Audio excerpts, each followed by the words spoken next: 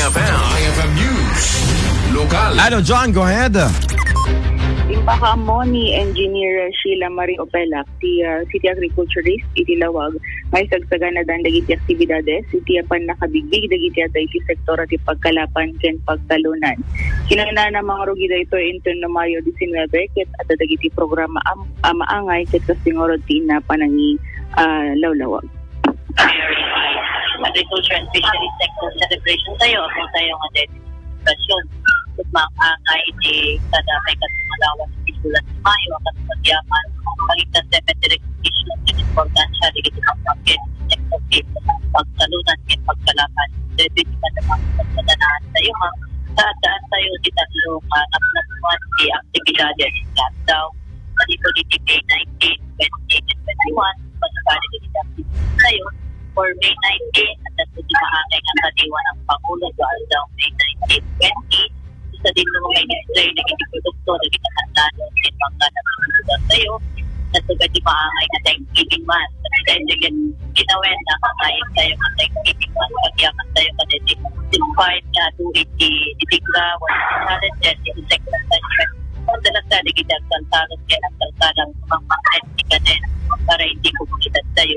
So pwede maangay na farmers namin. Dito kung kuna tayo na mini at drilling, na dito nga na mga kumpanya itinayaban sa dito nga dito na mga produktoda kaya kung may comment na mga atensyon sa gobyerno may pagkalapan at pagtalunan so may mga update ka dito ang salsalot sa dito bago ang programa at aktibidades sa gobyerno.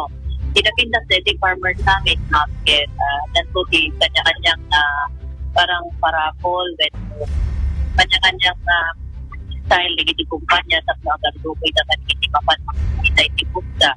Kaya sa itong aldaw habang napadamay di farmer summit, di malam sa di maangin na contest para kadidag saltarot siyudad silawag sa dati panagkaramit iti puribot.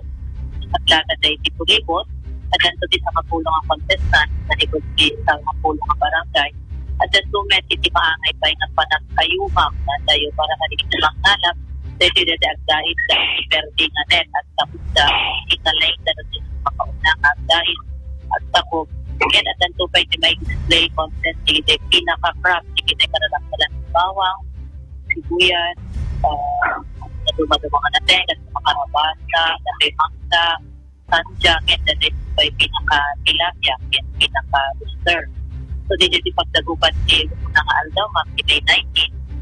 Tapos iti May 20, iti Martes, dan so dati tinawin ng angayat tayo nga bangkaton, karera, di motorized bangka, sa mga angay iti barangay 34 Gabo, dito ang global iti 40, ma-identify ng motorized bangka operator, dagpo consistent to matching na list 1, itapong pasa, naging gana nga makakita tayo si champion, at the same time, habang madaman iti bangkaton, ang angay ito nagdama di may katuang daw ni Farmer Summit, ito'y Lawag City Multiple Football. Tapos ito to May 21, dahil ito tipigat, maangay na tayo food and float parade, sinatay na din ng mga display ng iti best dress and tractor on the collective, iti farming barangay, na turudan tumad, iti na tumad mga rural-based organizations in the barangay, like our rural improvement club, our farmers station, our fisher station, and our 4-Hers na iti at tutubo iti pagtatalunan. And iti rabihi sa gabi ng parangal at pagkilala at nanto maangay identity food and close karisma diri sa street na adatay ka permit na manikot si Winter Road at palaod na isang sa Aurora Park isang sa provincial capital. So maawis sa amin akong may kagpuya. Then si rabihi pangrugi dera 5 iti malem sangket ko digiti tayo, digiti na dumato mga barangay para itigabi ng parangalang kandidat. Iya paset, iya panagsalita, iya Engineer Sheila. Pastunan Sheila at napintas ka lang nga ro down. Duma dati kinapintas ni Engineer Sheila kat makasuya mo duma ipadana mo ton si ka idol Joanne. Adot activities ta anak ko mga rod. Friend ko deta nalaing nga giplano.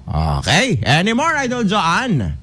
Iji pala ti damag iti City Agriculture Office, iti Siyudad Tilawag, Kadway 99.5 Tilawag, idol John, in Tatak.